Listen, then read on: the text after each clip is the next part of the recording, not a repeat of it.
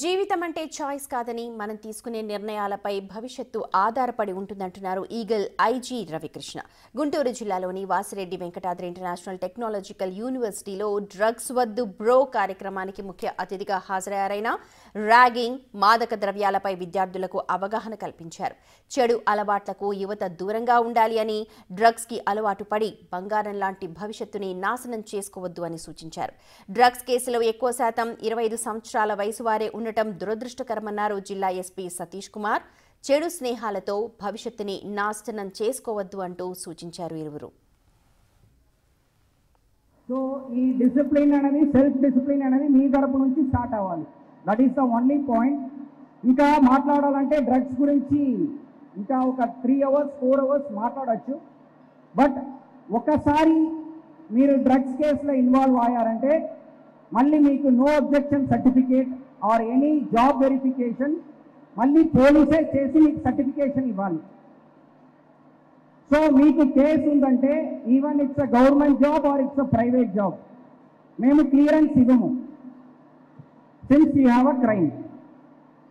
Weather consumers నేను supply చేయట్లేదు, నేను కన్స్యూమే చేస్తున్నానంటే కన్స్యూమ్ చేసినా you are an accused. Okay, so మీ ఫ్రెండ్స్ ద్వారా ప్రతి ఒక్క కేసులో 8 మంది అక్యూజ్ ఎలాగా వస్తున్నారంటే ఇట్స్ అ లింక్. మేము ఒక్కరిని అరెస్ట్ చేస్తామంటే దాన్ని వాళ్ళతో పాటు ఎవరు కన్స్యూమ్ చేశారు, వాళ్ళకి ఎవరు పెడ్లింగ్ చేశారు అన్నీ we will go to the last point. విద్యార్థులు చదువులో వెనుకబడి అదేవిధంగా ఒక రూమ్లో కానీ బాత్రూంలో కానీ ఎక్కువ గంటలు గడుపుతుంటే ఇంకా అనుమానించండి, 197కి కాల్ చేయండి.